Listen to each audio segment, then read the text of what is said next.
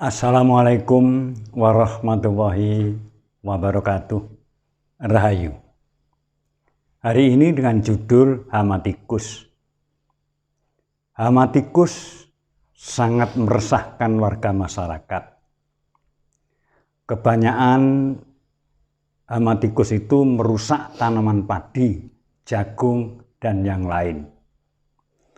Warga masyarakat sangat resah dengan adanya hama tikus yang semakin banyak. Tapi kalau kita mengingat bahwa tikus itu juga titahnya Tuhan, umat daripada Tuhan sendiri, kita akan menyerang tikus untuk membunuh. Tikus juga harus berpikir.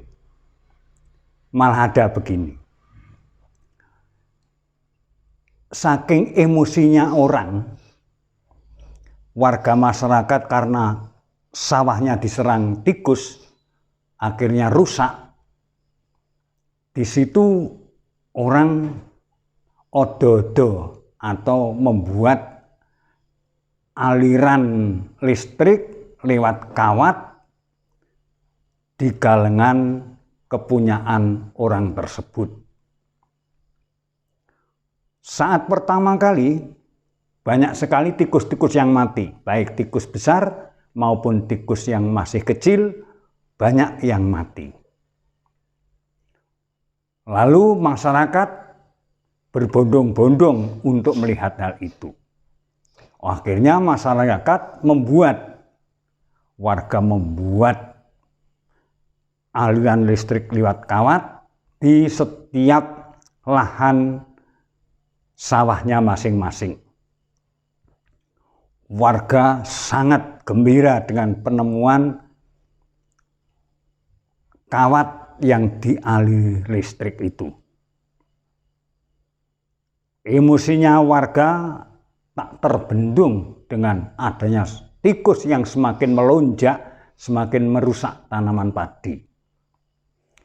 Karena warga masyarakat emosi, akhirnya warga masyarakat leno prayit naning batin, malah aliran strum listrik itu mengenai warga masyarakat. Akhirnya warga banyak yang meninggal gara-gara aliran strum lewat kawat yang dialirkan ke lahan sawah masing-masing. Hal tersebut menjadikan warga masyarakat sangat trauma, ketakutan. Seperti halnya tikus itu ada komando. Setelah banyak tikus yang meninggal, yang mati, akhirnya tikus yang lain menyerang.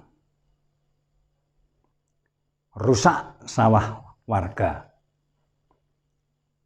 Nah, di situ karena tikus seperti ada komando, memang betul. Setiap kehidupan itu ada pemimpinnya. Manusia ada pemimpinnya.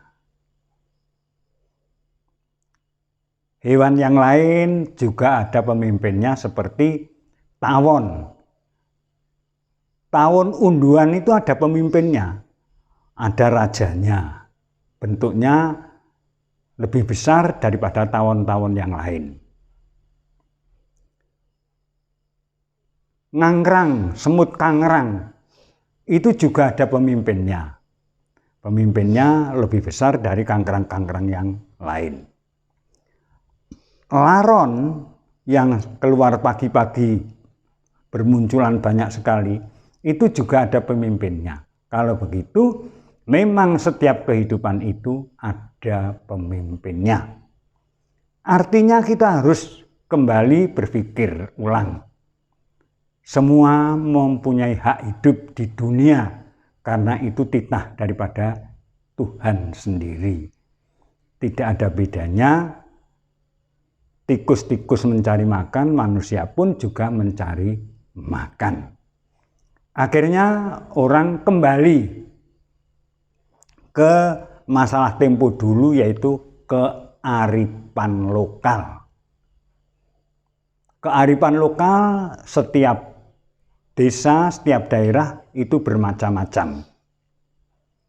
Ada yang dengan selamatan, dikepung bareng-bareng, malamnya nanggap wayang, dengan cerita Sri Mulih atau Sri Kondur. Itu dengan harapan agar padi yang dikategorikan Dewi Sri itu bisa dibawa pulang sampai ke rumah dengan selamat, hasil panennya agar baik. Di sini saya sampaikan sama-sama kearifan lokal itu orang menemukan cara, yaitu memelihara burung serak Jawa. Burung serak Jawa itu sejenis burung guek atau manuk tunggak kalau bahasa Jawanya, burung hantu.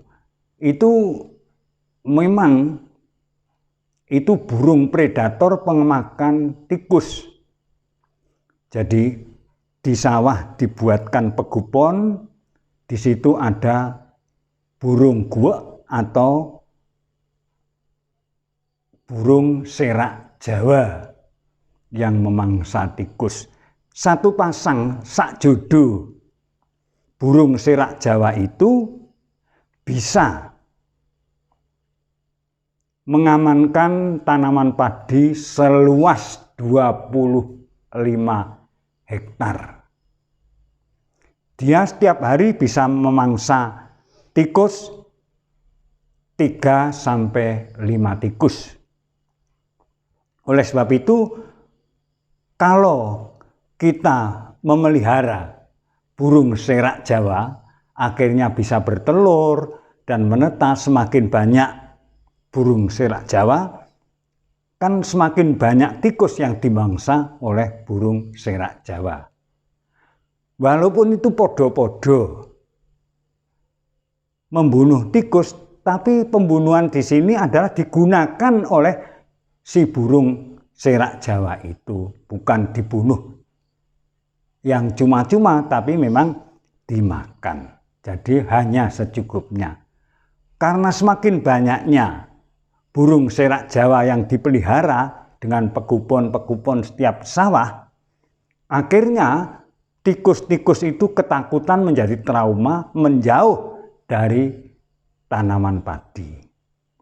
Nah, disitulah padi bisa aman dan akhirnya bisa kembali. Dengan kearifan lokal yang seperti itu, cara memupuk padi juga dengan kearifan lokal. Tidak kebanyakan pupuk kimia, tidak kebanyakan obat-obat kimia. Tapi kalau pupuk itu selalu dengan kimia, akhirnya tanah menjadi keras. Kalau begitu, akhirnya kembali ke pupuk kandang atau pupuk buatan, pupuk organik yang bisa menyuburkan tanah, dan akhirnya panenan padi bisa kembali pulih.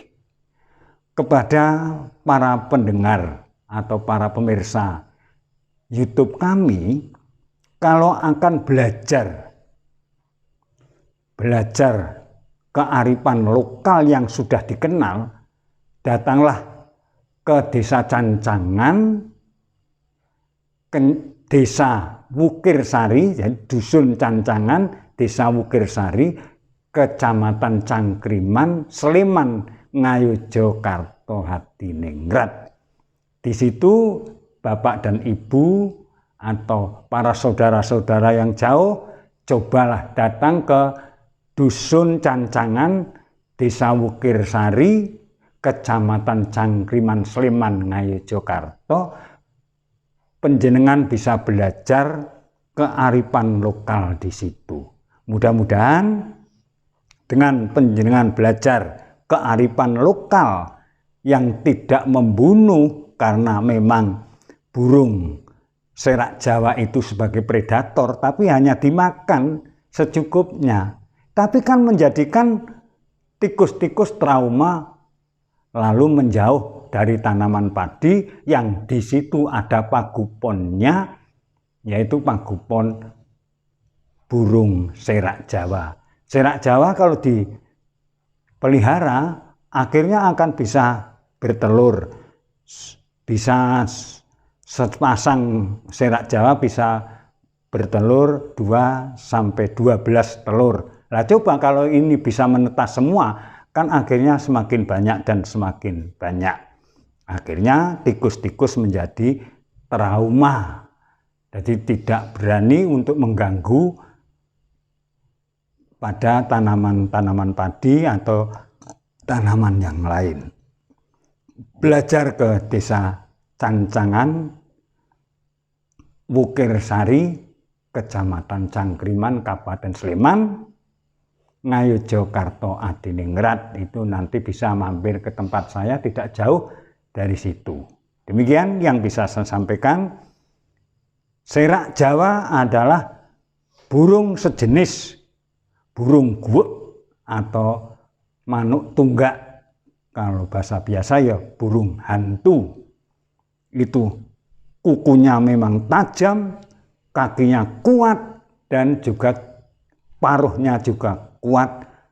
Dia memakan tikus dengan 3 sampai 5 satu hari. Demikian yang bisa saya sampaikan. Semoga hal ini bisa menjadikan Bapak Ibu, lebih-lebih para petani, bisa menyerap apa yang saya sampaikan. Tikus-tikus menjadi trauma dan akhirnya panen menjadi baik. Demikian yang bisa saya sampaikan. Billahi taufiq wal hidayah. Wassalamualaikum warahmatullahi wabarakatuh. Rahayu.